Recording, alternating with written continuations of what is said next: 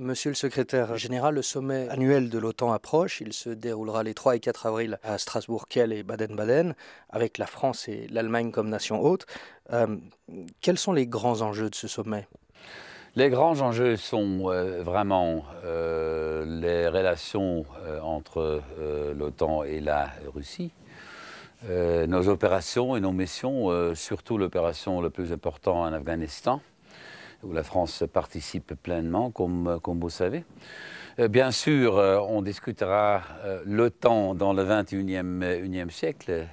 Quatrièmement, on a, espérons-le, l'élargissement de l'OTAN avec l'Albanie et la Croatie. Et on a bien sûr, peut-être, ça dépend d'une décision du président de la République, et je me féliciterai si on pourrait avoir la France reprenant toute sa place au sein de l'OTAN. Ce sont les grands enjeux, comme je le vois, pour le sommet. Vous évoquez l'Afghanistan. Quel est le sens de l'action de l'OTAN dans ce pays? C'est d'abord, comment dirais-je, organiser, garantir un climat de sécurité et de stabilité pour que le développement de l'Afghanistan, la reconstruction puisse se dérouler. C'est un grand défi, comme vous savez, on a eu de succès et il y a des choses qui ne se passent pas entièrement d'une façon satisfaisante. On a maintenant 41 nations, tous les 26 alliés de l'Alliance OTAN et nos partenaires qui participent à cette opération. Ce n'est pas seulement une question d'une victoire militaire, pour ainsi dire, mais aussi important, c'est bien sûr développement, reconstruction et un gouvernement afghan qui est en train de battre la corruption, etc. L'OTAN a été créée il y a 60 ans, pendant la guerre froide. Cette période est révolue désormais. Comment est-ce que vous percevez le rôle de l'OTAN aujourd'hui? Quelles sont ses perspectives d'évolution? La fonction centrale, pour ainsi dire, de l'OTAN reste la même. C'est l'intégrité du territoire des alliés, n'est-ce pas? Le traité de Washington, l'article 5. Ça ne changera jamais. Mais le monde autour de l'OTAN a changé fondamentalement. Il y a 10 ans, on n'aurait pas été en Afghanistan, n'est-ce pas?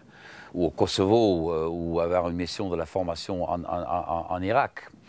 Alors, l'OTAN est un des joueurs importants dans le concert des organisations internationales. Il nous faut des relations étroites avec l'ONU, avec les Nations Unies, avec d'abord l'Union européenne, avec d'autres organisations internationales.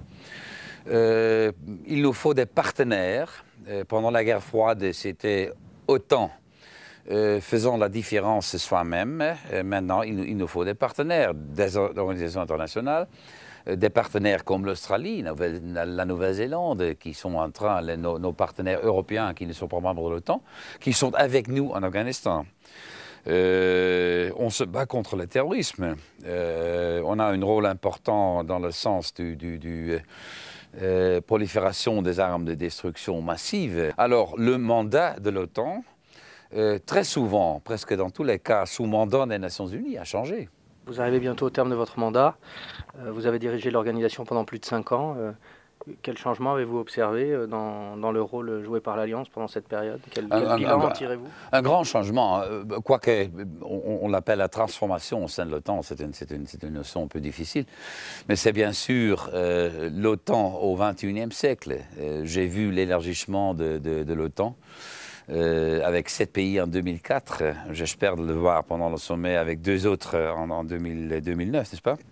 J'ai vu les partenariats se développer avec les nations, avec les organisations internationales.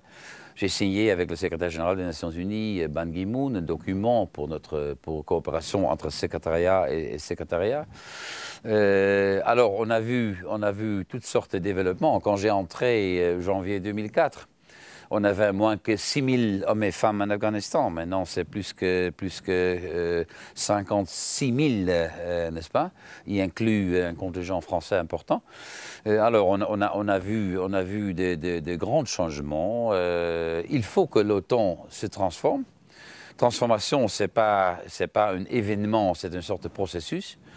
J'ai vu les capacités militaires transformées, quoique je ne suis pas satisfait dans ce sens. Je crois que dans le domaine militaire, il nous faut changer de plus, d'avoir la force qu'il nous faut pour des opérations et des missions du XXIe siècle.